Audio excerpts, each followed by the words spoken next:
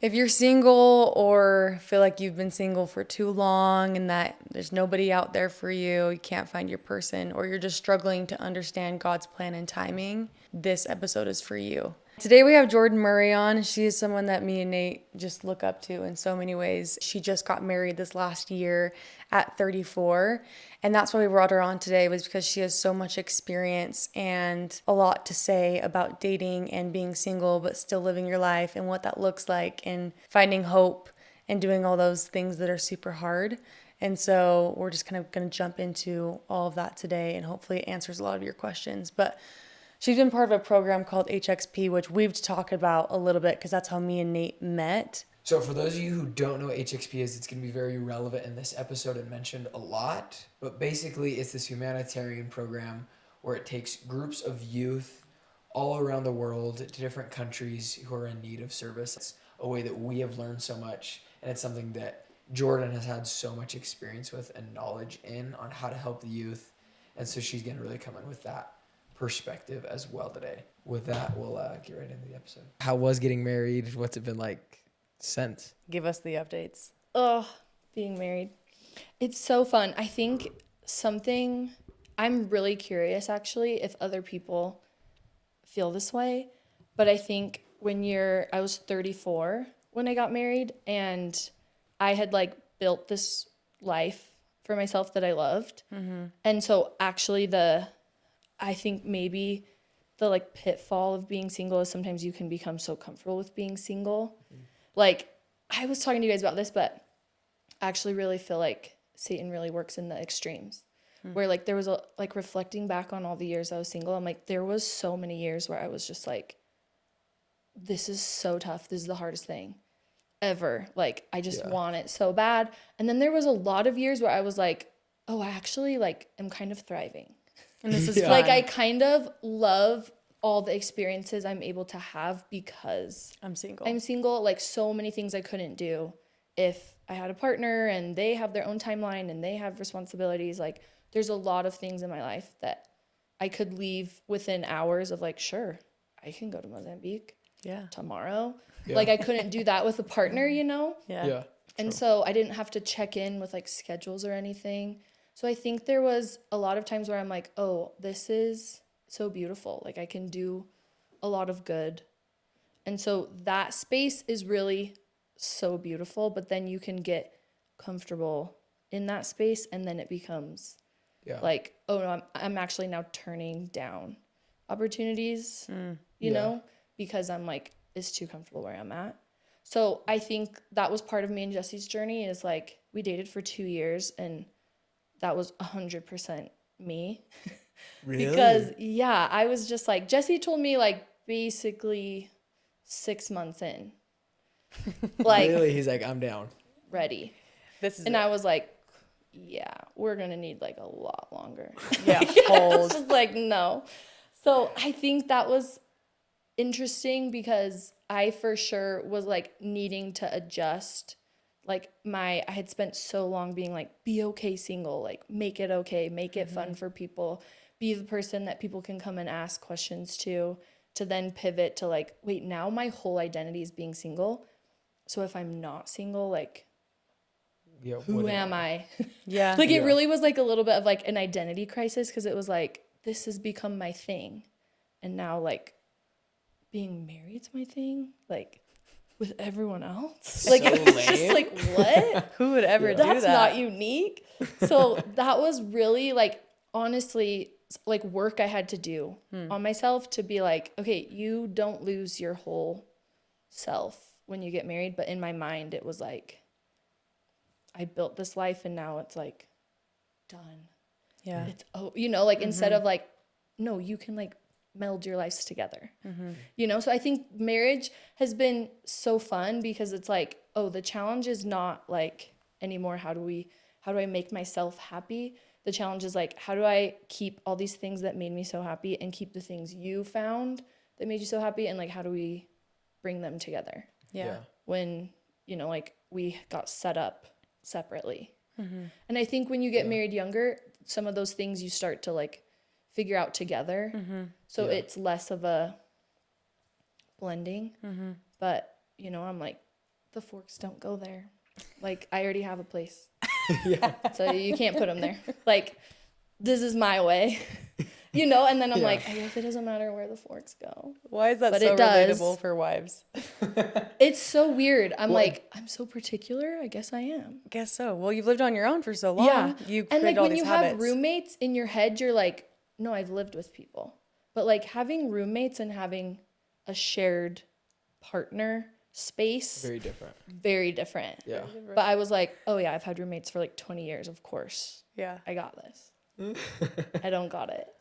Oh, It's kind of nice as a husband though, to like not have to worry about where the forks go. You know, like, Your I brains don't just care. aren't set up for the forks. Like No. we just have to all agree. No. We'll not find at the all. place. I think it's just more than just forks, but Yeah. I feel like I go around the house. I'm like picking up this, putting this Yep. back in this drawer, closing this drawer, closing this cabinet, putting back the milk in the fridge. I'm really bad at closing drawers. Like I'll Yeah. clean the Is that stuff. a boy thing? Is that a boy thing? I don't know. I'll even clean the stuff, but then I'll just forget that the drawer's open. But it doesn't bother me. But everything could be perfectly clean, and Rye will get home and she'll be like, "Oh my gosh, the place is a What's disaster," happening? and it's like 2 drawers are open. I'm like, "What do you mean? Yeah. I spent like an hour cleaning it. Like I did so good, you know." I don't know what it is about the drawers and the cabinets, but I'm like, No, that it's a mess. just literally gets me. Yeah. Thank That you. just riled me up. I'm ready. Bring me over. I'll shut them all. Yeah, I get it. But I think that's interesting because I feel like because I was single so long, I didn't ever think about like, then what happens? Like Yeah. it was just like your goal is like get married. Mm-hmm. And then it was like, oh, it's like this really fun space to be able to like re-find a goal. Yeah. You know, because it was like my life, the timeline just kind of ended. I only thought far enough ahead to be like, and then I'll get married and then we'll just like figure the rest out. I feel like that's typical though. Yeah. So I think that's like, I think I couldn't have done it any other way because for a lot of years it was like painful to think about. Well, I don't want to think about time of like what it would be like after I get married because what if I don't? I would pray so many times that just like, that cannot be my trial. Like, give me anything else. But like, I can't be single for that long. Yeah. And I just feel like there are so many people out there who are single for a lot longer than I was. Mm-hmm. And I learned so much from them because I think that's what, looking back, brought me the most peace was like finding other people who are doing it in a way that like I could sync up with, you Yeah. know? Like I didn't ever really attach to the people who were like, I'm just gonna sit and wait and like pray that it comes. And I think there are people who do that and it works for them. But for me, I was like, that just doesn't feel like that would fulfill me.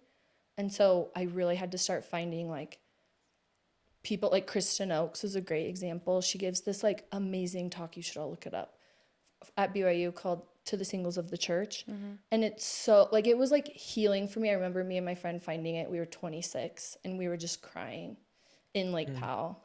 Just like, it'd be so much more fun if a boy was here. Yeah. It's just like so sad. And I remember we were like, there's gotta be someone who like said something about it. And she lived I think she was like in her 60s when she married President Oaks. And that was her first marriage. Oh wow. Really? And she like built a life for herself. Like that's one of her biggest things is like, you have to just continue on and like find things that you love. And that was really like, that really aligned with kind of what I was thinking. Cause I'm like, oh yeah, I can't just have my life end and I just sit and wait and like be stagnant. Like, I don't know when that end is going to be.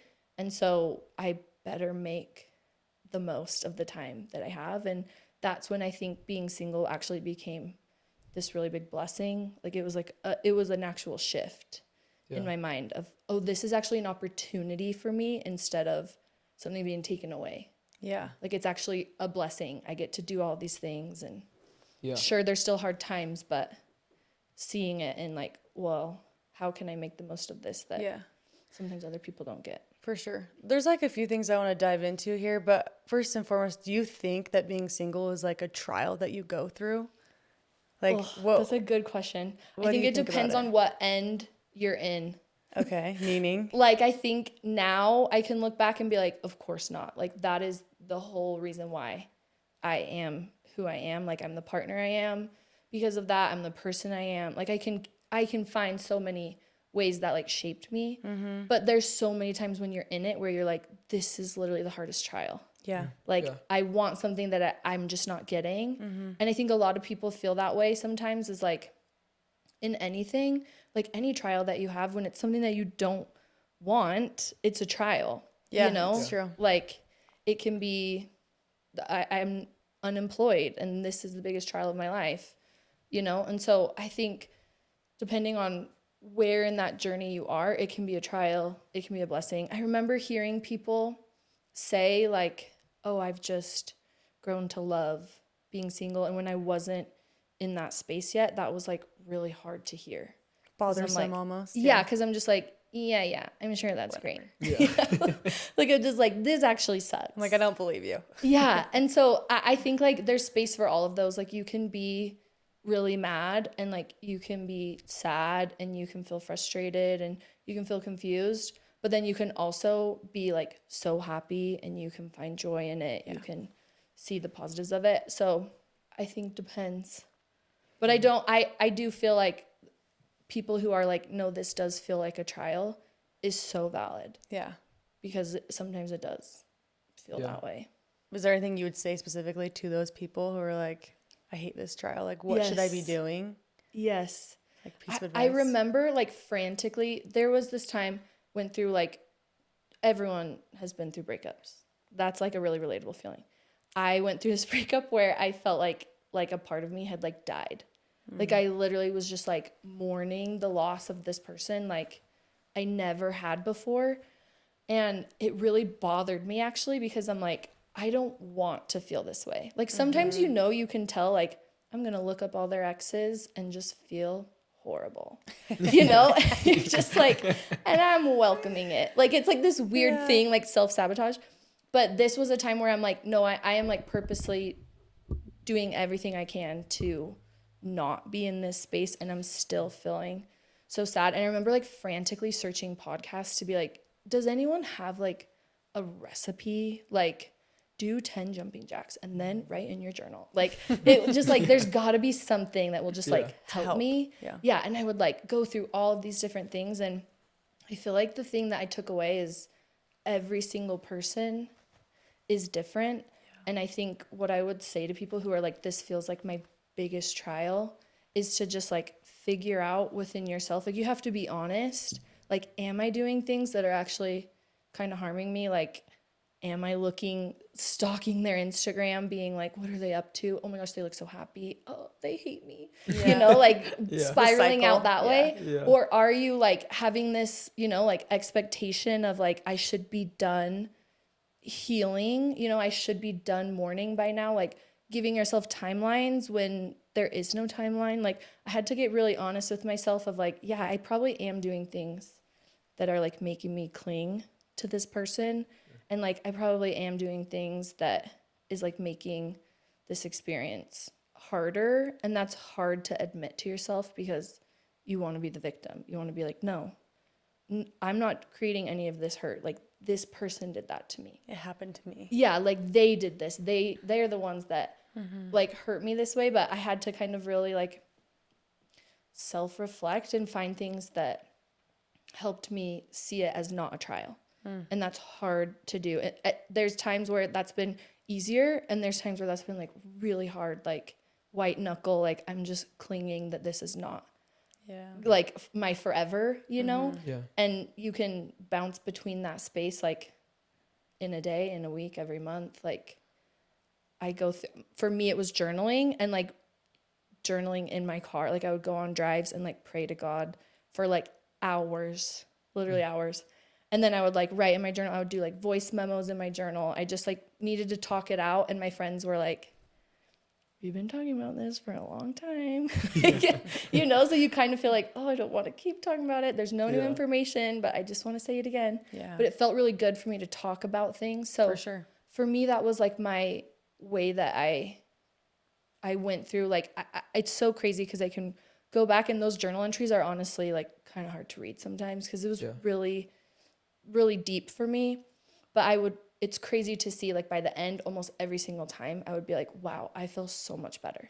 That's like good. just Yeah. letting it out, and wow, I can see how this might actually help me in my life. And then an hour later, there's a new entry where it's like, my life sucks, you know? So it's like, it goes like, it ebbs and flows. But I think being patient with yourself of like, I think I kept expecting myself to be over it and to be happy. And I've done all this work, and like being single and happy, I should be able to get back to that place faster or better than the other person. And just like letting go of the timelines. It's different for every person. So I wish there was a magic recipe. Like, I wish there was something we could all take and it's like, I'm happy again. But it's just not how it works. Yeah. And that's the hardest part. How do you like trust God's plan though when it feels like that person was God's plan? When you're like, that was the plan and now that stopped and it like wasn't my control. Yeah. How do you trust that God has a different plan? That is, I think, like, validating whoever's feeling that is like one of the hardest feelings I think you can go through, is like, I felt like this was the right thing and this person is telling me they didn't like match that. That's like real heartbreak. There's really big heartbreak when it's like a mutual decision. It's hard for both parties, but when it's one and not the other, that's like a really painful place to be in. And I feel like I went through like a really dark spell during one of those. And I think I really didn't handle it well, I think. Like, I think I got really bitter towards God, and I got really like, just like, how could you do this to me? And I remember on my mission, I had this boyfriend at the time. Everyone was like, don't go on your mission, just marry him. And I was like, no, he'll wait for me. Like, of course, we're getting married. So I can go to Kansas and he can wait. And I got like halfway through and I get the like letter that's like, The Dear John. yeah, on my birthday. Shout your out to birthday? him. Great timing. No way. Yes, it was awful. I thought he sent me like a cute little birthday letter. So I'm No. like, this is my This is from boyfriend. my boyfriend, everyone. You're telling Let's everyone about open it. All the homeless people in the library were just like, I'm just sobbing. But yeah, that was Homeless people in the awful. library. Oh yeah, if you've served like stateside, you know homeless people are just like your best friends because they're in the Sorry. public libraries with you, Got it. reading Yeah. your mail. I was Okay, now I confused can for a picture second. it. Yes, but I was so hurt for like an hour. He was like, I found someone new. We're actually getting married. I'm like, so hurt. And I remember like crying for like an hour.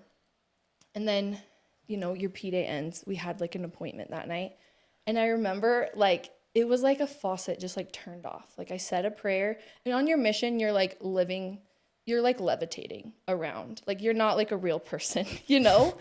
So I just remember like praying and being like, God, like whatever your will is, like, let me accept it. And it was just like, bing, like it just literally like turned off. And I'm like, okay, that wasn't the right person. Like, it's so clear to me. And I remember telling my companion, like, I just figured it out. Like, if you just ask God, like, what your plan is, like, he'll just tell you. And then, like, how could you ever be sad about a boy, like, ever again? And we were, like, walking, like, yeah, there's no way we'll ever be sad.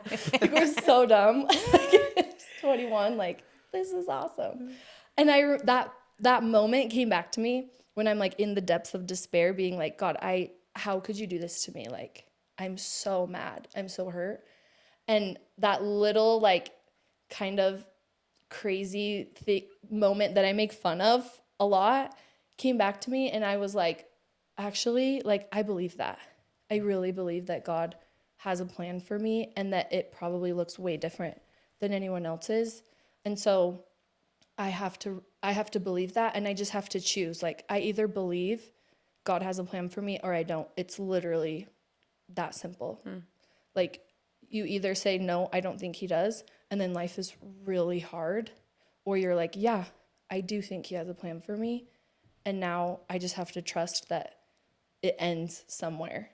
And that is, I think, like, there was relief in my choice of being like, no, I actually do believe he has a plan for me, and it's still painful and it's still hard and I still don't understand why it's not the one that I want, but like I do believe that he's done things for me looking back that only could happen to me, that only like I would understand to create the person, you know, that I am. And that's a hard like pill to swallow, but I really feel like you can rebalance yourself and ask yourself that every time it gets hard. Like, do I believe that he has a plan? Because if I do, I know there's an end. Like, I know this goes somewhere, this leads me somewhere. Even if it's a really painful, hard hike, like I'm going somewhere.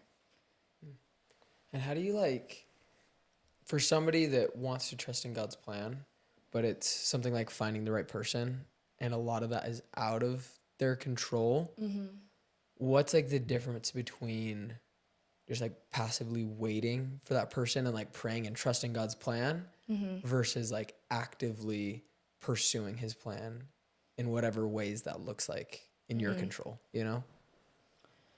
Okay, this is a hot take. I feel like I think people define like actively participating in his plan.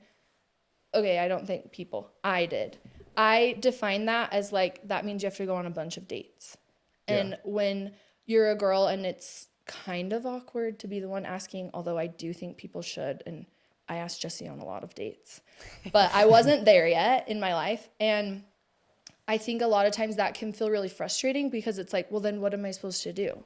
You know, or like I'm getting on the apps and swiping, like rage swiping on all these people just to like say that I got a match, but like I don't actually like any of them. Like, I feel like that can be I think a really frustrating place because you start to feel like, well, I have to be doing something. There's all those like examples that you hear at church that are like, well, if you want mail, you can't just sit there and expect it to come. You have to walk to your mailbox.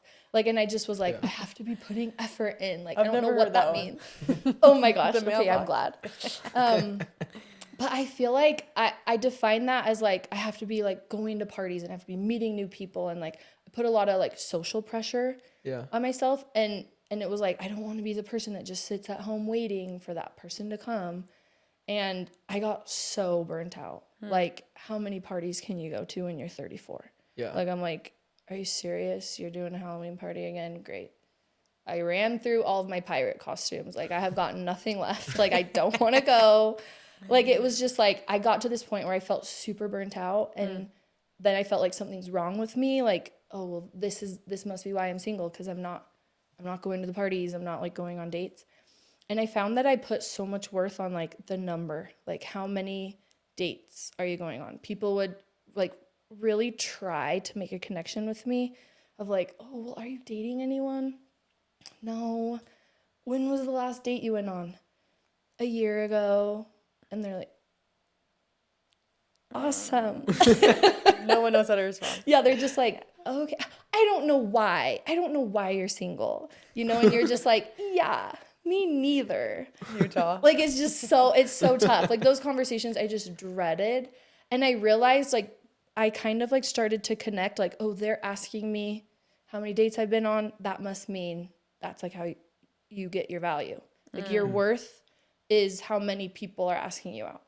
And so I put so much pressure on that of, like, the times when I was getting asked out a lot. I'm like, I'm super valuable. Like, I have so much going on for me because all these people want to like go out with me. And the times when I didn't, I felt like something must be wrong with me because people are asking me, who have you been out with lately? And if I don't have an answer, everyone's response is like, oh, so sorry. I have a brother. And you're just like, no. Don't set me up. Yeah. And so I think like one of the most empowering moments of my singlehood is I like had to disconnect that and be like, you know what? I'm super valuable no matter how many dates I go on. I could go 2 years and never go on a date, and I'm still the same person. I know I'm still this and this and this. And I got super into DIY at my house because I'm like, I ain't going on dates, but I am going to paint this wall, and it's going to be so cute, and everyone's going to want to come to my house. Guys, Jordan's house is actually so cute. Like, genuinely. And I literally, like, my family kind of jokes because they'd come and be like, there's literally like no white left.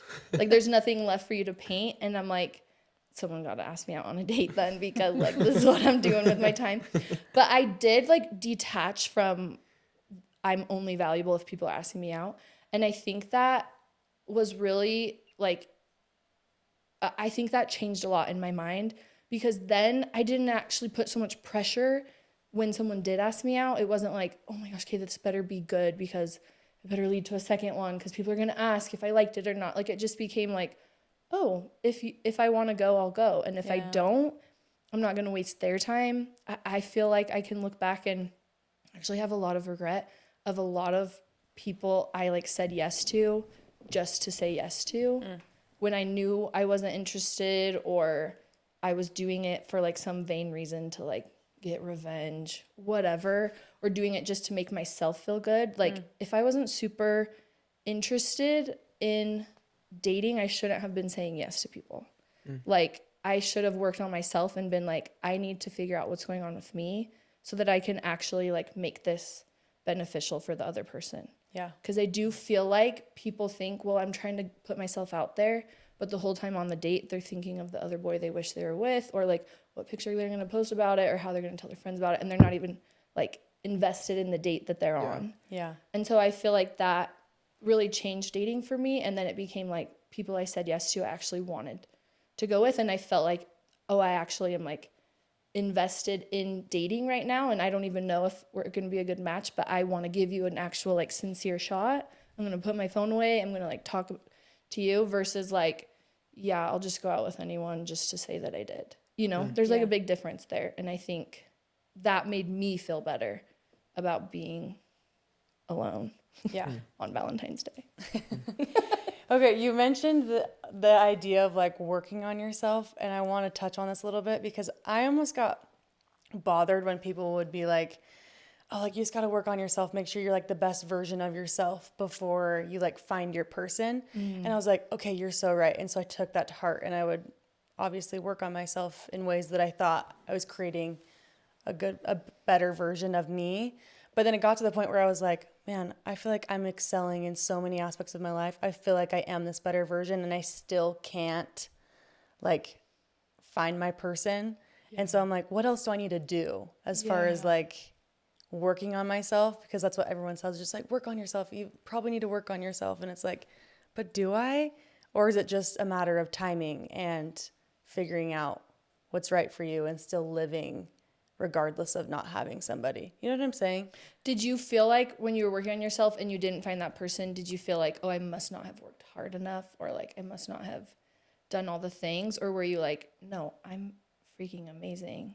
Some Forget ways, you haters. I mean, it depended on the time of my life, but there were some moments where I'm like, man, like I feel like I am really putting in the effort and there's no result when it comes to like working on yourself. No, I have 100% felt that. I had someone who's like our like dear family friends who cares about me a lot, told my mom like, I want Jordan to go to lunch with this girl because I've like figured it out. She doesn't know how to flirt, and that's why she's single. And that was like the most embarrassing, like hurtful thing. And I love this person and I know where they were coming from, but it like wrecked my confidence because I was like, this random person thinks I don't know how to flirt. Do I not? Like, Boys hate am me. I a freak? Like, it's just like, what does that even mean? And that was like, it like sent me into this like crazy spiral of like, okay, I gotta like listen to the podcast. I gotta like work on myself. I gotta like, is there a class on flirting? Should I take it? Like, it seriously like sent me off. And I feel like I heard that so much is like, you have to be the person that you want. And I 100% agree with that. Like, I do think that comes in like figuring out who you are and like being happy on your own. But I do think that you, again, like Satan works in the extreme. So I think you can take that too far and then it becomes like, well, I haven't worked hard enough on myself, or the results aren't coming, and it's a formula. If I work on myself and become this person, then God will give me my person. And so then you go down the road of like, well, does God hate me? Like, Am I not good enough? Am I not good enough? Am I still like what else can I do? I must not be spiritual enough. I must not be reading my scriptures enough. Like, I went through all of those paths of like, I must not be fit enough. I must not like be pretty enough. Like, what else can I do? And those are like dark paths to go on, because the only way that ends is like you taking it to an extreme, which I did, or you going down a path of like, okay, there's just never going to be enough. Like, I'm never going to be enough for another person. Yeah. And I think that's a hard place to come out of, because so many people say it. Like, well, you just have to work on yourself and then it'll come.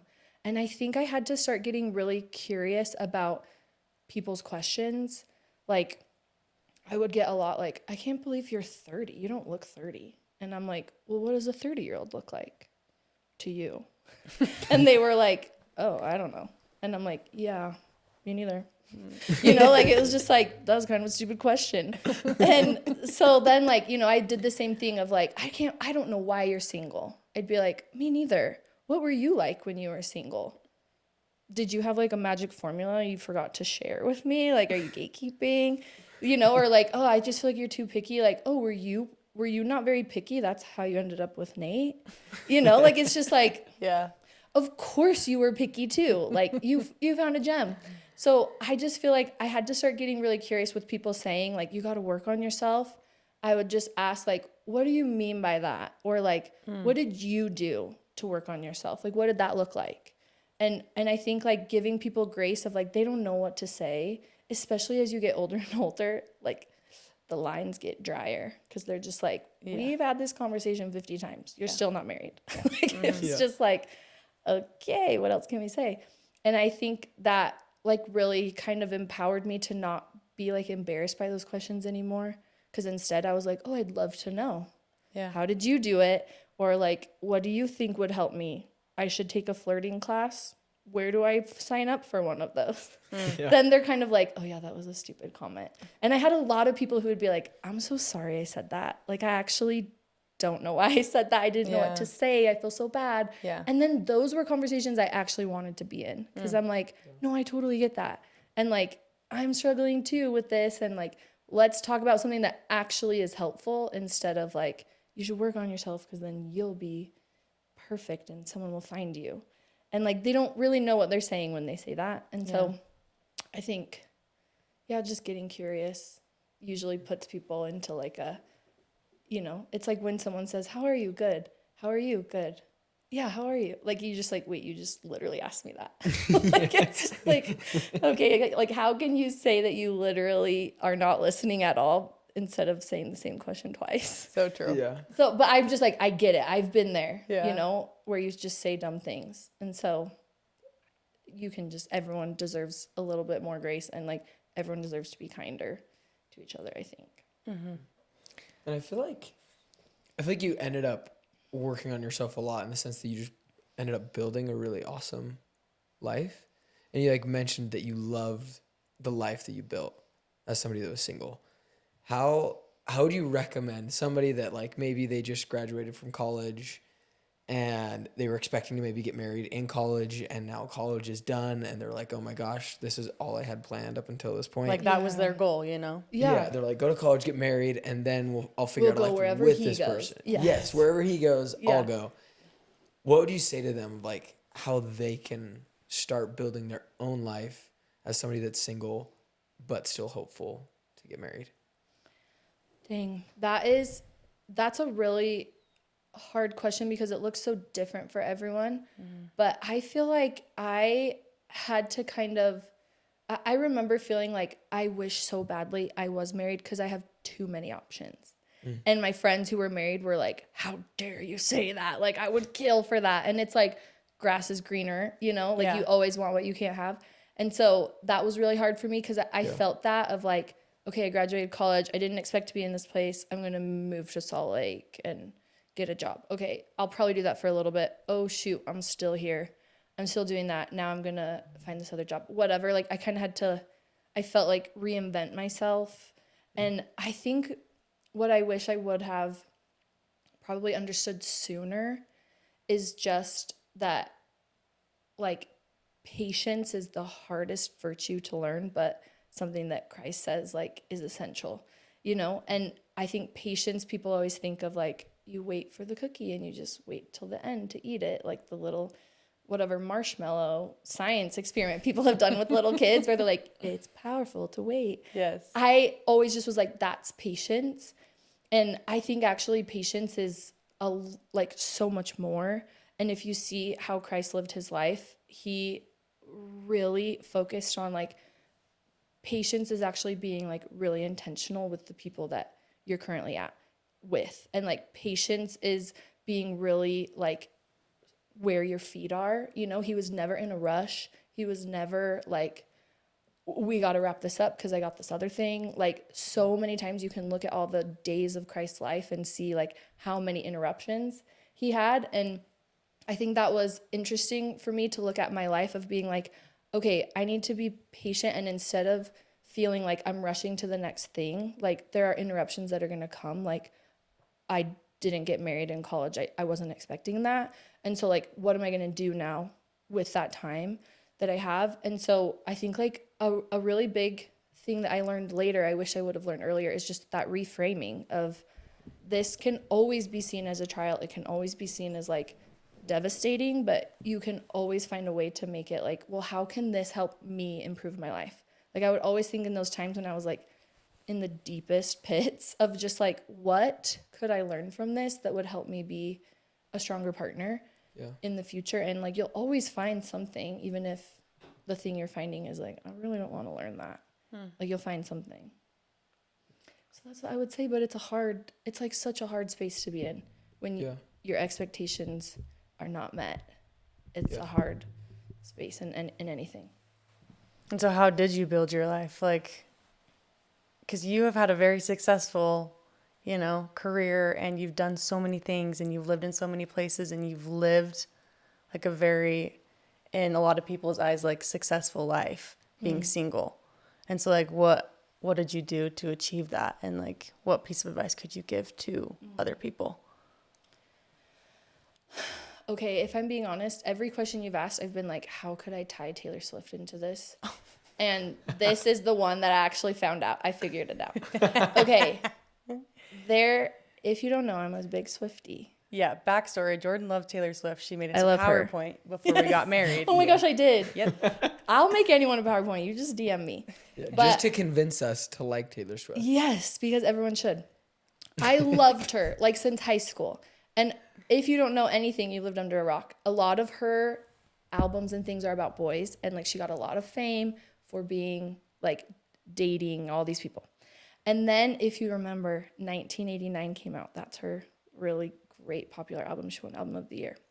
She did a ton of press around it, and there's kind of like this viral reel that has kept popping up, but maybe it's just because I only get Taylor Swift reels.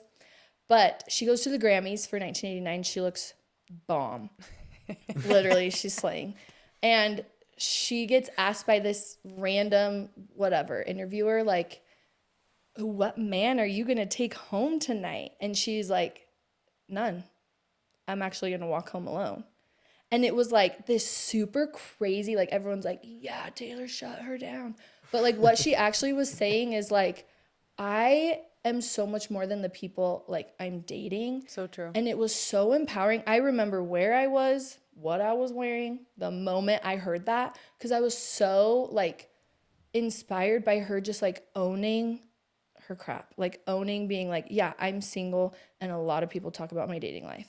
But like I have all of these girlfriends that I love, and it kind of became like a joke at all of her little like posse.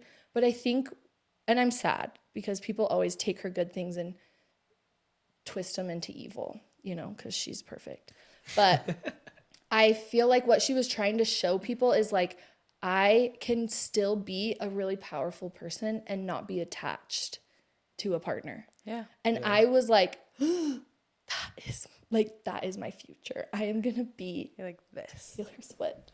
No, but I just was like, I am going to like own my stuff. I'm just going to like be happy in what I have right now. And so if this is my job, no one wants to have a job that's miserable. And so like, what can I do to make this job super exciting? And so for me, it was like, oh, I actually really love to like innovate and feel like I'm contributing. And so I'm just going to go to my boss and say, what if we tried doing this? And I was surprised to hear that so many times they were like, sure, try it, do it. And that brought so much joy into my job. And then when you're always trying to innovate and like help create something, you just get a lot of, like you get more projects from that because they're like, oh, well, you did that. Do you want to do this? And then that became like this big part of my life is like I worked at HXP and I loved it.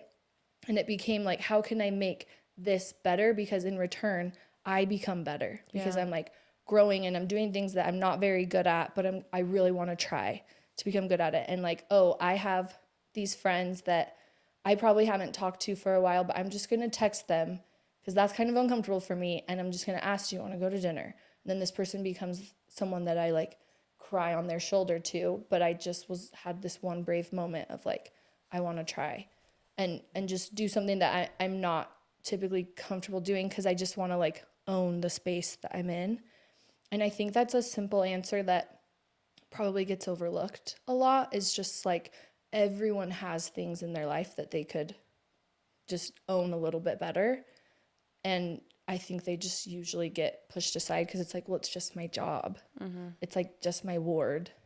It's just my neighbor, but you can do so much more with like the things that are already in your circle.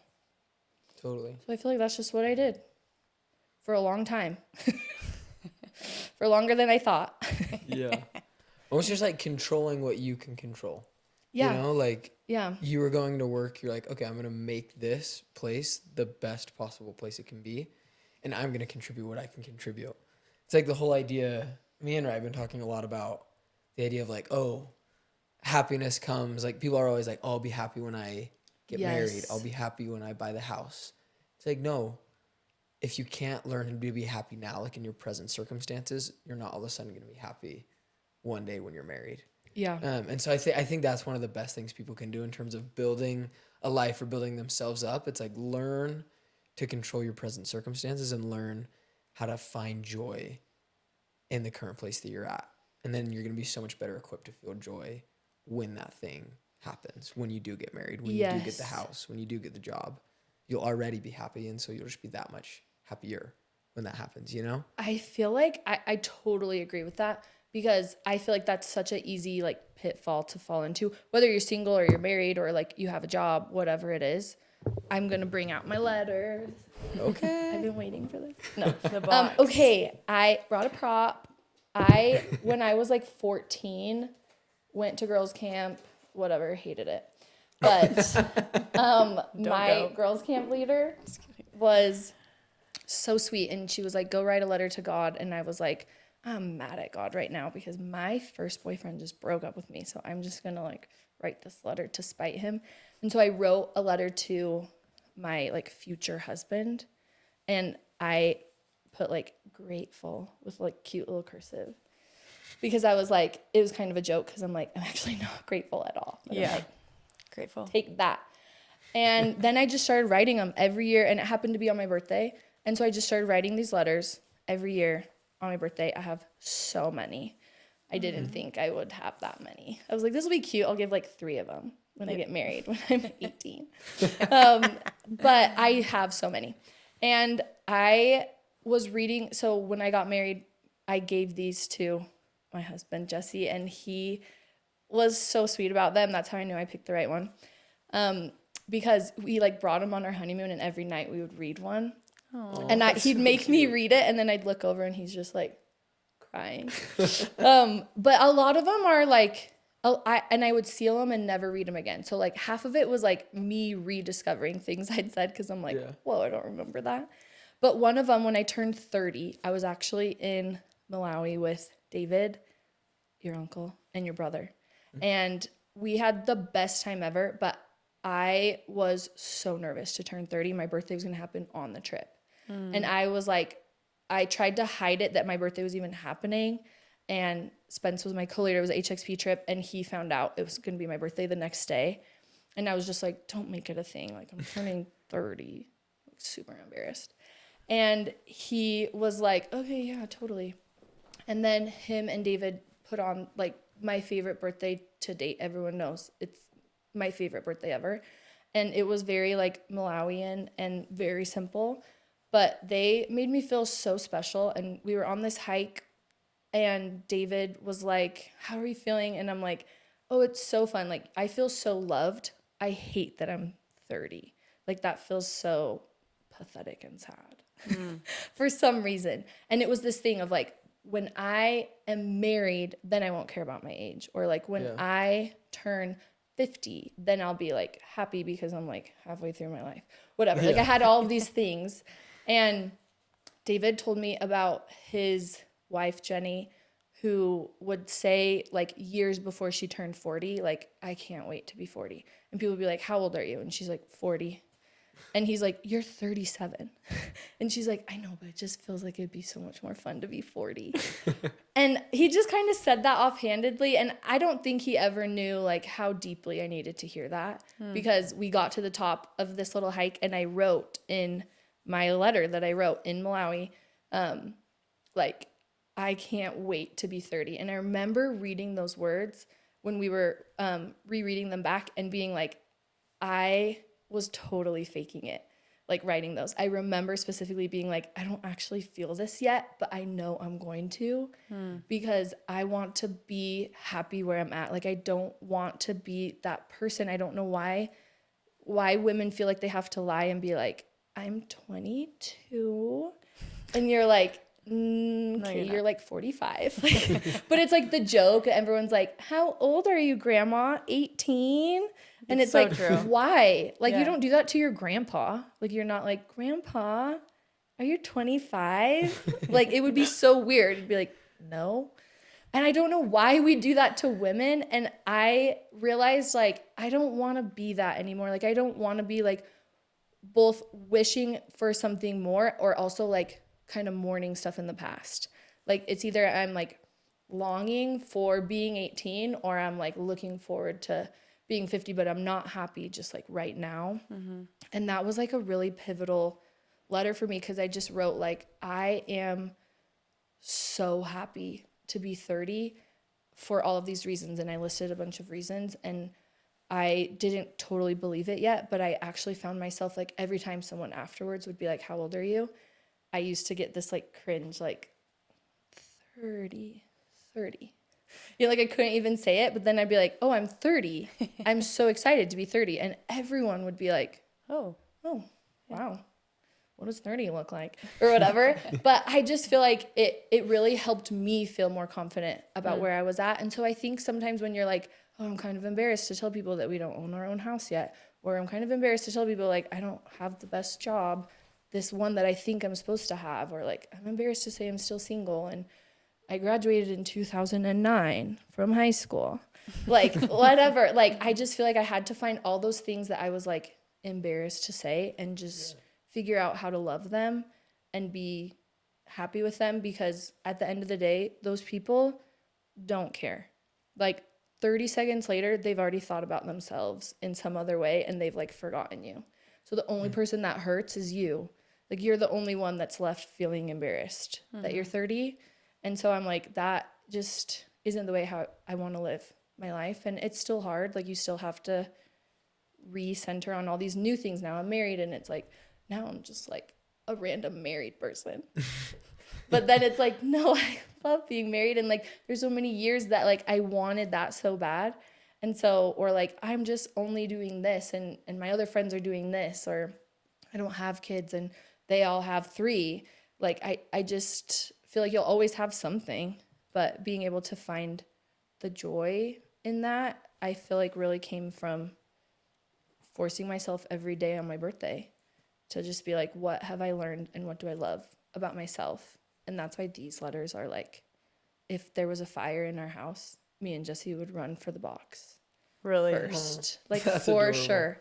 For sure. And we keep our scriptures next to it because this is like so much of like who I am is because I went through like a lot of years of like forcing myself to find like, what am I happy about right now? And these are like a lot of like painful, hard-earned lessons of like, I am so important and special because of my specific like trail that I'm on, that God literally carved out for me and only me. And that's, I think the biggest blessing of the gospel is that it's so individual. If we all were on the same path, I would probably hate it.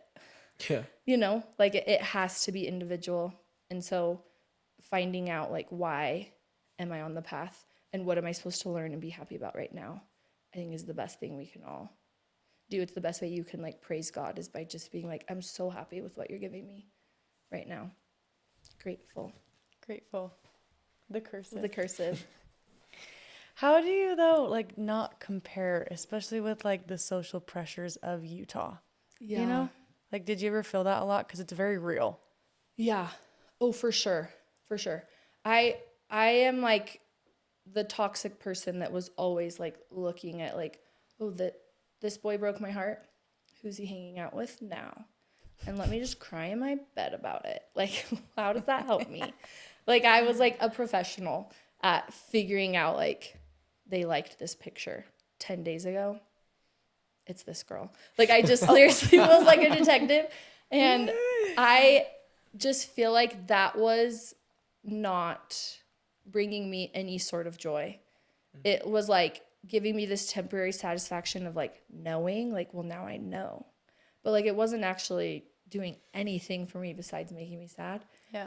And I think you can do that with so many things of like, I don't think social media is evil. You know, like look at what you guys are doing with this podcast and like posting, and people like really post such enlightening content. Like I really am a beneficiary of other people. I'm so bad at posting myself, but I love like taking in other people's content. So I do think like, and Elder Bednar is so big on that of like, this is a tool that God has like given us. But again, like anything in excess, I really feel like is the way that Satan like takes us down, because it's like, oh, this is a really good thing. And now if you're on here for 12 hours, you're going to leave being like, my life sucks. Yeah. And I went through this, I think the most like revelatory experience for me of comparing was I went through this phase where I posted like these recaps of my life on TikTok, and it was like once a month. And I remember all these people being like, your life is so fun.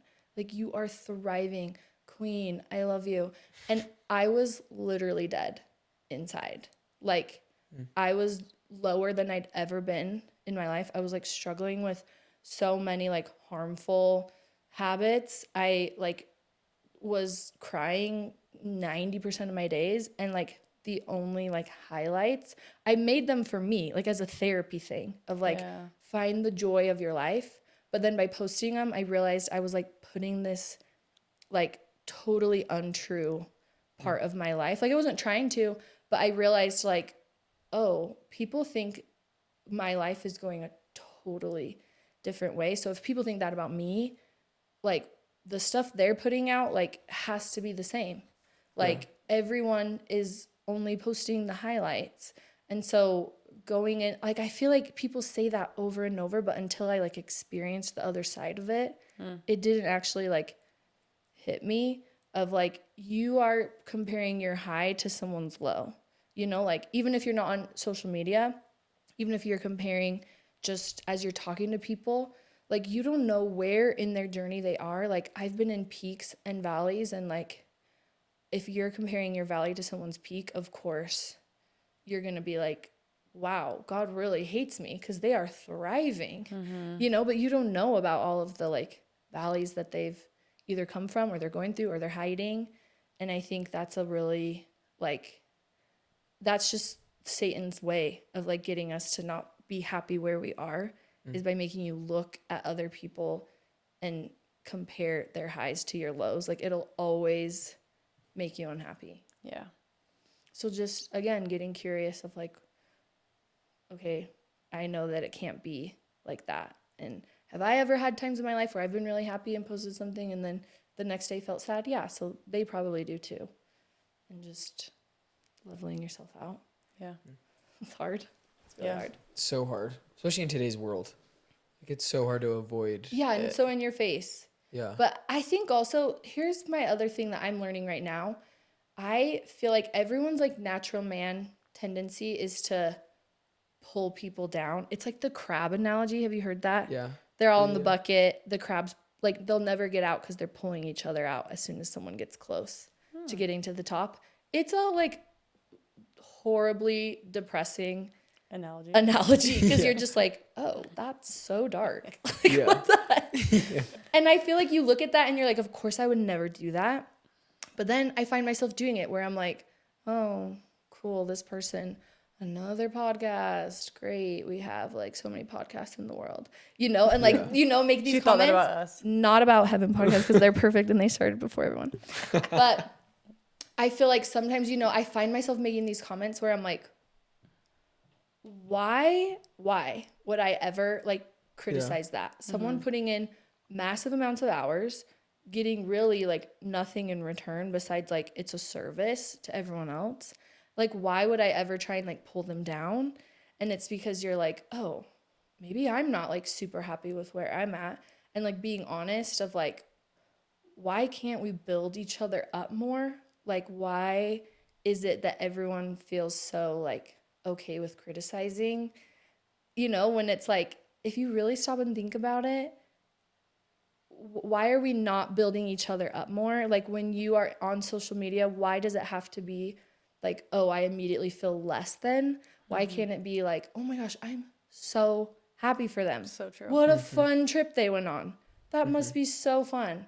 I'm so happy. Like those people who can actually do that are like the unicorns that have 10,000 friends, because everyone wants to be around that person because they're just like, So true. I love that you love what I'm doing. Like, Yeah. thank you for being curious and being excited instead of me trying to have to hide. Like, yeah, so I did go on a vacation and it was really fun. And I know you were here, like, being sad. We don't have to talk Yeah. about it. Like, But, like, it wasn't that fun. Like, it rained. Yeah. Just like I do that all the time. Our wedding literally was a tsunami. Like, the tent flew into the air. Oh. At one point, I had like candle dipping. There was wax like exploding. Like, it literally was like a war scene. And I was just like, this is awesome. But I actually had the time of my freaking life. Like, it was so fun. yeah. And then I realized afterwards, like, people would be like, how was your wedding? I'm like, oh my gosh, it was fun. But like, there was rain. Like, listen to this. Yeah. There was a tsunami, and like it wasn't that fun. You shouldn't be sad that you weren't there. Like, it's just like I feel like I had to be like, don't be jealous that my wedding was so fun. It wasn't. It was raining. But like instead I'm just like, the people who are like, I am so sincerely happy for you. I'm so happy you had like the best wedding ever. It's your wedding. I sure hope it was the best day of your life. I think it's so interesting because I fall into that trap all the time. It's like It's weird. downplaying it. Like, our podcast isn't that cool, even though we're crushing. Yeah. Like, it's just like, you have to like, why do we have to downplay it? It's because people feel like guarded by it. I don't know. Yeah. I feel like we do that with even just like simple compliments too. Yeah. Like people will be like, "Oh my gosh, I love your shirt" or something. You're like, "Oh, like It's thanks." old. Like yeah. I've had it for like a year. Yeah. Like you're like, it's not a big deal. But like instead of just embracing compliments. Yes. Oh, we're so bad at that. Everyone is Oh, population. Yeah. The whole world is bad at that now. Like, we always have to like, it would be weird. Okay, this is another, bringing it back to Taylor. I can always bring it back to her. She has this thing where she is like, she will always introduce herself. I love this about her. Everyone knows who she is, but she'll always be like, hi, I'm Taylor. And everyone always makes a joke of like, I know who you are. But she never assumes. But she also is really good at being like, tell me more about that. Like, she always will, if you watch any of her interviews, you can study her because I have. She will always like bring it back to the person, even though she's literally like the biggest person in the world. But then she doesn't shy away from her own success either. She'll be like, yeah, thank you for saying that. I agree. Like, it's so cool. Like, that's kind of like her line. She'll always be like, thank you for saying that, instead of like, no, I know my record totally crushed all of the whole world. But she's just like, yeah, thank you for saying that. I'm really proud of it. I'm like, dang, how do you do that? That's so hard. Also, if she ever has someone who like doesn't know something, like there's an interview where she's like, do you like cake pops? And they're like, what are cake pops?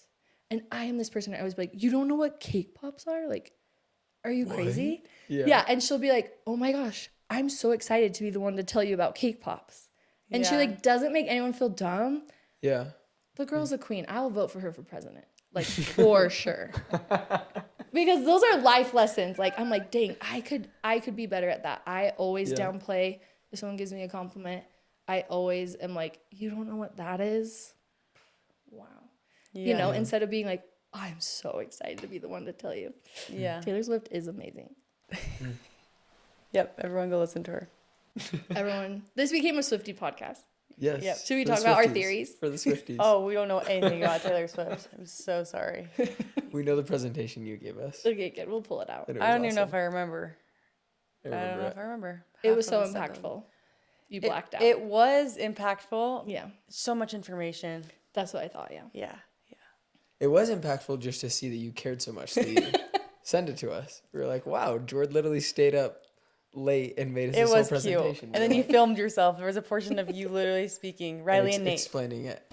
Yes. I was like, wow, I I'm didn't know how to make passionate. one of these presentations. Yeah, I should be passionate about something like useful, but But you It's are okay. passionate about useful things too. Yeah. Which is good. Taylor.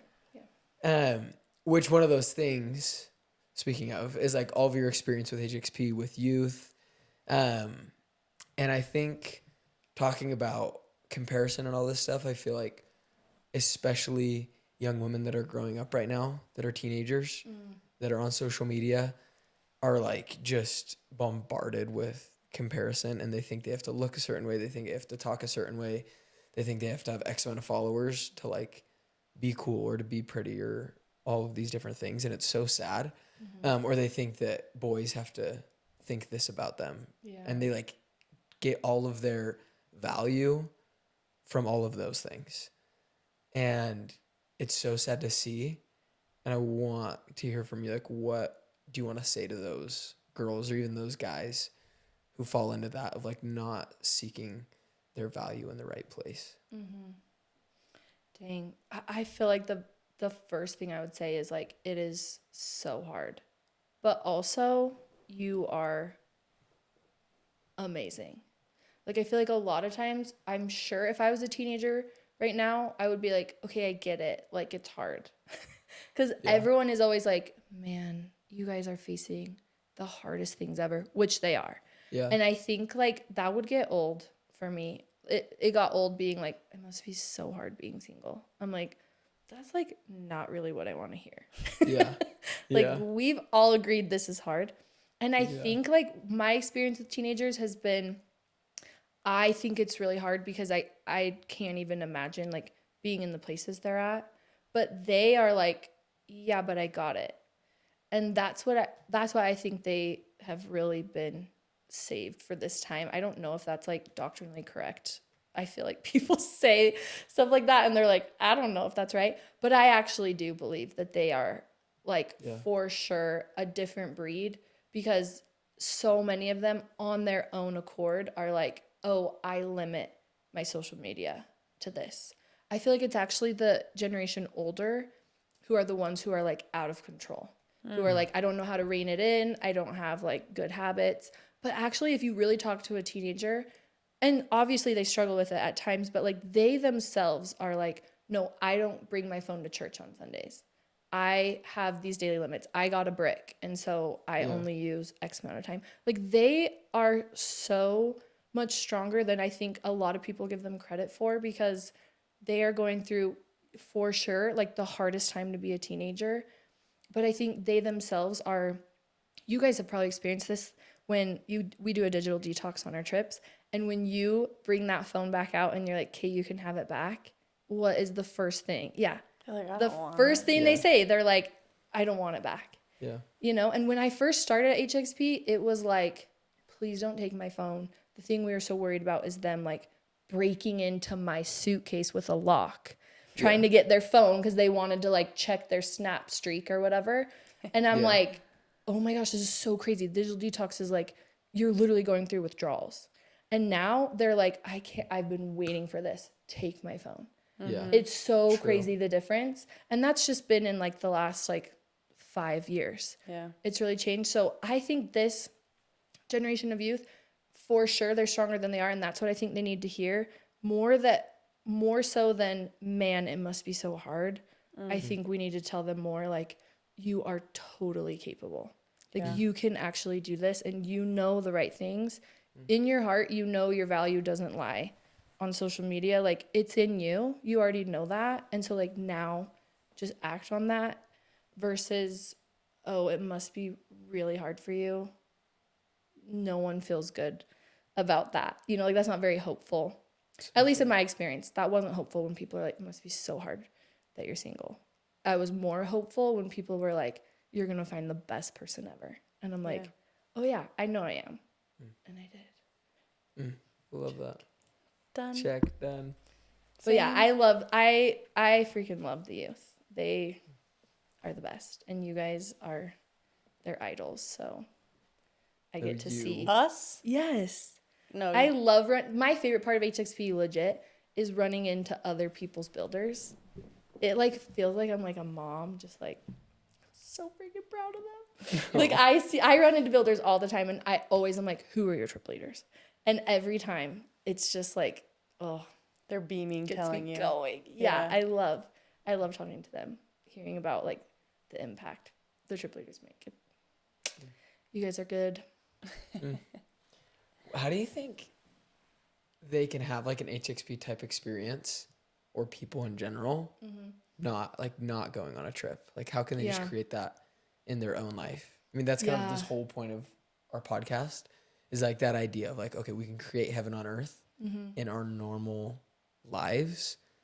What would you say to those people that are single, those teenagers, all of them? Like, how can you create heaven on earth? Yeah. I think I love the concept of your guys' podcast because I remember you saying that on a podcast I listened to for HXP and you talked about the heaven concept and I was like, "Oh my gosh, that is exactly what I need to focus on." Because I think you can lose sight of that so fast, especially when you go through an experience where you have felt it a little bit, like an HXP trip or like a really inspiring like girls camp or like whatever it is that like you have this moment. It's sad how fast that can like go away. Yeah. And so I love that you guys are focusing on it because I have thought so much about like that's the magical question for us right now at HXP is like how Yeah. obviously how do we allow like everyone in the world to go on a trip? That would be so amazing because so many kids want to go.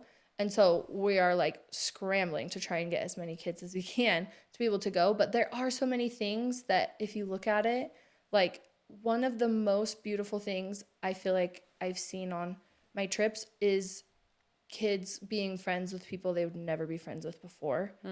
And you guys have seen that. Yeah. Like that's the most beautiful part is that people's like barriers that just came out of the sky, like why do we have those, are totally down on a trip because you're like stuck with these people. And I felt the same way. Like I did a study abroad in Jerusalem and it's the same thing. Like people come back from those study abroads and everyone's like, why are you guys so obsessed with each other? And it's because like you are just like forced to get to know each other. Like you have no other options. Yeah. And I think that's like if there's any like pitfall in the world right now of being single or being a teenager, it's that you can get lost in like always trying to find something better. And that's like super prevalent, especially in dating, is like you could get to a point where you're like, I will infinitely be in this cycle of like finding someone better. You'll always be able to. Like at some point you have to break that cycle and just be like, I am going to look at people that actually like bring me up and I'm not going to like have these weird barriers of like, oh, they're into anime, so I would never be friends with them in high school. You know, it's like, oh, well, actually you had so much more in common because you had to sit by each other on the bus. You had to talk to each other and you found out that you both love something else that you would never have found out. And like you can have those meaningful connections anywhere you go if you're not like inhibiting yourself by these preconceived notions you have of each other. Same with dating. Like I think you can infinitely scroll, you can infinitely swipe, but at some point you have to just like actually get to know people and focus on how do I commit to someone. That's harder than just casually dating. You can casually date for eternity. But like committing is actually a skill you have to learn and figure out. And that's in anything, committing to a mission, committing to the gospel, committing to a friendship, like that's a skill. It's actually a skill that you can like work on and learn how to do. And that's what I think these like heaven experiences are, is like all these people committing at the same level. And sadly, that's so rare. Yeah. Like, why is it so rare to find someone who's like equally invested in your life? That's Yeah. sad. It's true. But that's all it is. It's just a lot of people coming together and like trusting that like you're committed to this friendship as much as I am. Yeah. And there's like trust that comes from that. I think there's so much power in like unity. Yeah. I've become Oh, so yeah. obsessed with unity in the last while. Like that's why like God and Jesus and the Holy Ghost, like they're so united and bring so much love is because they're so unified. And I think like the whole goal dang. of a marriage or a relationship is like we're just trying to learn how to be one, and we're trying to learn how to do this together. And Riley's not perfect and I'm not perfect, and Hey, She is perfect, right, but Riley is you, pretty yeah. close to her. Yeah. I'm not perfect I'm for sure not. and perfect. Riley is, but we're both just like working together every Yeah. day, and we're like trying to become better. And so yeah, it doesn't work to be like, oh, I'm gonna wait until I find the person that checks off this, and this, and then like they're gonna be my perfect person. It's like, no, you're probably gonna be missing a couple of those things, and you yourself are probably missing a couple of things. Yeah. And that's the beauty of like you get to come together and you get to learn how to be one, and you get to learn how to grow together. And I just think of so many examples of being one, and those are like almost always the most spiritual moments for me. Like in the temple, it's just all these people like trying to be one, Yeah. you know, trying our best true. to be together and be unified. And I like think of Avatar for some reason. I think of like the moment Always. they're like trying to cure the one person, that like the doctor lady, she's like up on the tree and they're like all circled around Aowa and they're like, "Whoa." But they're all like united in the same common cause and like singing the same song. And it's like in that moment that you just like really bond with somebody and you're like connected to somebody. And it's when you unite with God in prayer and you unite with him in purpose, you connect with them and with other people. And then like that's when you get heaven, I think, so often. It's just in unity. So whether that's like a friend, a person you're trying to date, yourself, God, like just seek unity and seek relationships in your life. And I think it solves like 99% of our problems, you know? I feel like, so my stake president right before I got married, met with him, and he was like, okay, it's two horses like in yoked together, and think of like two literally wild horses being yoked together. The thing that's like keeping them together is the yoke, like the Yeah. unity part, but they are not going to immediately be in sync. Like he's like, you are going to be like this Yeah. with your husband for a long time, and your goal is to like start to become like this, and the only way you get there is like not breaking the yoke. Yeah. And I feel like that is so true. Like in these examples, that's why like people come back from their HXP trip obsessed with each other, because they couldn't like break Yeah. the yoke. Like they had to work through the times when it's like, I actually don't get along with you right now, but there's nowhere for me to run away to. So we have to work it out. And for the first time, I think for a lot of teenagers, that's the first time they've had to do that, because Yeah. any other time they can just be like, I don't want to hang out with you anymore. I'm going to go home and never talk to you again. You know, or like in a marriage, so many times when you're dating, you could be like, that was weird. I'm just going to ghost you, you know, but you can't. And so I think those are the times it's so crazy, because I'm like, the hardest things are the things that are the most meaningful. Yeah. And that is like the craziest dichotomy in life, is like, I am going to hate all the things that I'm going to love. Like, Yeah. that's just Yeah. how it's going to go. That's So true. true. And I feel like, sorry, last thought for me. Just like the concept of people always have plan Bs. And that's why like in dating, oftentimes people are like, but like if this doesn't work out, I got this plan B, or I can do this. And so like they're never really like stuck together. They're never like fully yoked, because like one person's like, well, I'm like kind of half in.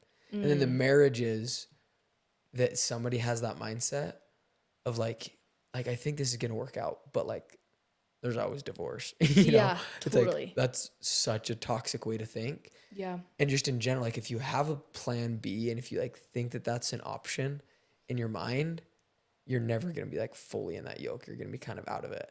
But if you're true. like, this is it, like we're going to be yoked, we're going to get to the point where we're like going like this, then those are like the most amazing marriages. And yes, it's still going to be bumpy, but like you're committed and you're going to get there, you know? So I just think stop having a plan B. Like, okay, sometimes it is okay to have a plan B, I guess. Yeah. But like when you feel like it's the right person, like commit. Don't be like, okay, maybe I could get out of this later, or divorce is always an option. Like commit and see what happens when you do, you know? Okay, turning the table. How have you done that in your marriage? Wow. Turning it back on us. I didn't know we were being interviewed. You are. What do you think, Ray? I don't know. For me, our situation is so unique in that, like, it felt so divine and so inspired that, like, I'm so obedient when it comes to wanting to follow God that, like, there is no other option Way. for me. There is Yeah. there is no other path. There is no other person. There is no, like, Nate is everything I've prayed for and more. And so just like trying to really be grateful and live up to deserving him. Like I feel like that's how I've been able to like not think of other options, because for me there isn't one. Yeah. But I mean, I feel like that's maybe a unique way to think and more of a rare mentality, but I don't know. I feel like you're similar. I think though that you don't give yourself enough credit, because I think that could have been like a blessing that you were blessed with that thought, but you've had to like stick to that thought, you know? True, yeah. Like you've put in, whether it's like work or not in your mind, like you still have to continually believe that Nate is your person and not doubt those feelings that you had of like, this was divine for you. Like you can always be like, was it really divine? Like, True. did I like actually feel that way, or did I like not? You know, like you can totally Yeah. still get out of, if you want to get out of something, you can can. find a million reasons like why. 100%. So that's a really like beautiful way of saying something that you're working really hard on, because you still have to. True. What would you do, Nate? What have you done? I think like Ray said, like remembering, like oh, in the hard moments, like no, this is it. Like I know that Ray is my person. Like to my very core, that's like the thing I am the most confident in, is that Riley is my person. And so I think like, yeah, we'll have arguments and we'll have times that are like maybe a little harder, but it's like we're so meant for each other that we're going to figure this out. Like, and I'm so determined to figure whatever it is out, or in the future, whatever like things come our way. Like, I know that we're meant for each other.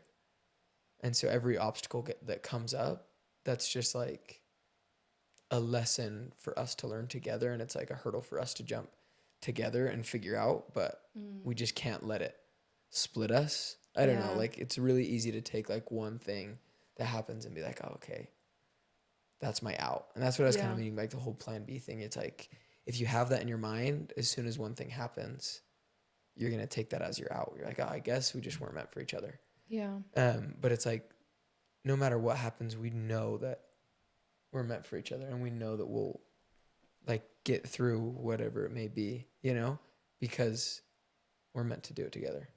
So I don't know. That's what I would say. And something else kind of get that. Power couple. something else kind of random that I thought of is like when you think about the family structure, and when you think about you being born into a family and you're forced to live with people called siblings, and it's kind of like you have lots of moments where it's like, oh, I hate you, like I'm annoyed at you, whatever. But when you come to think of it, and especially as you grow older, like your siblings are some of your greatest friends. Yeah. And it's because you never had like an out of like, Yes. we're not siblings anymore. Like, you know, I don't Yeah. know. Like you're always going to be a family. And so in some capacity, I also think that's kind of how we view it, of like, not that we're forced to be together at all, but we choose to be together. yes, really. it's a choice for sure. But like just not even thinking about another option. Yeah. which is hard because we're given so many, and we, like there's constant choices that we could make. But like you said earlier, talking about commitment, like you have to choose to be committed to someone, to something, to a job, to whatever. And that choice is a daily choice. And so you could give up on that at any time, but just choosing not to. I feel like that's why dating is so hard, because you are constantly wondering, like, are you going to break the yoke that we have right now? Like, and if I don't trust 100% that you're like committed to this, like you do in a marriage, Yeah. it is so hard to like keep wanting to go. Cause I feel like I see that so often with Yeah. your friends who are dating, is they're like, I'm going to like kind of put myself out there. And then if they match it, then we'll just like, One like step they're at a just time, like yeah. literally like, I can't totally go all in, because what if they don't go all in? And I'm like, I totally did that.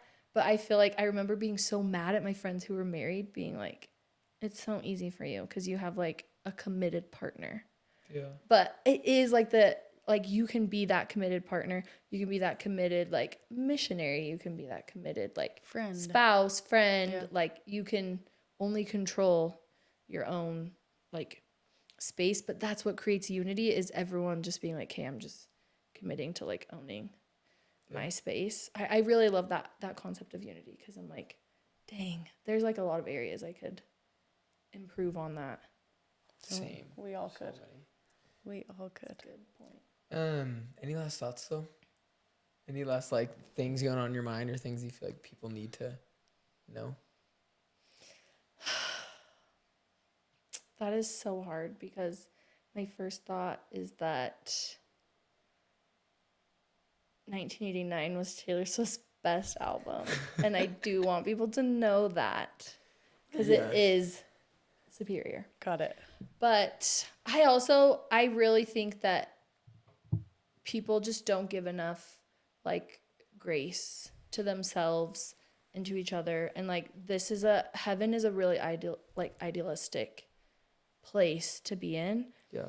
And I think for me, I am really like self-critical. And so I'm like going to leave this conversation being like, every relationship I have is going to be unified. Perfection.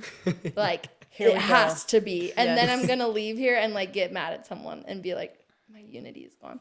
Yep. But like I just feel like there's so like we are meant to be working towards this like heaven experience, and like we were not built to be perfect. Like we were built to like make mistakes and learn from them.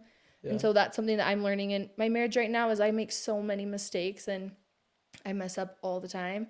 And if my like expectation is that like when I got married, marriage was going to be perfect, like I would be having a really hard time right now. Yeah. Yeah. Yeah. Because I'm like, dang, I'm messing up so much. But like I had really great friends who were like, marriage is going to be the craziest experience of your life, trying to figure out like, how do I communicate with you? How do we love each other? How do we match How do we live this together? like rhythm? Yeah. And so I went into it knowing like this is going to be like super messy. Like we're going to like make mistakes, and I'm going to mess up, you're going to mess up. And I think I'm so grateful for my friends who kind of like prepped me for that, knowing that I'm kind of a perfectionist. And I think we can do a better job at reminding each other of like, dang, that one really hurt my feelings, but like I get that you're trying. Yeah. And so like next time, don't ask me what a 30-year-old looks like. Yeah. But today I'm okay with that one. Yeah. Like I think we could probably all be better at giving more grace, because that is in return what then creates this really beautiful heaven experience. And I'm grateful for you guys who are like going out there spreading the good word with like nothing in return. Like I think people don't recognize how much of a hustle like content creators go through. Like think about actually going through and editing this. I just said so much crap. Like I don't know what you're gonna do. Like that's a lot of freaking work. And I just think like people forget. And so being grateful for like people putting in time, this only benefits other people. So Bravo. Thank you. Well, we're happy to have you on, and hopefully this was helpful for a lot of people that have been asking us questions about dating or single life or how to live just with some of those trials. So Yeah, we could literally talk to you forever. Keep so. on keeping on. It's a hard life. You got it. It ends, I promise. But also, you could be like Jordan. You know, like you can live such an amazing, incredible life, single and now married, and like impact thousands of other people in the process. So, anyways, thanks for coming on. We love you lots. Love you guys. go give them Yeah. heaven.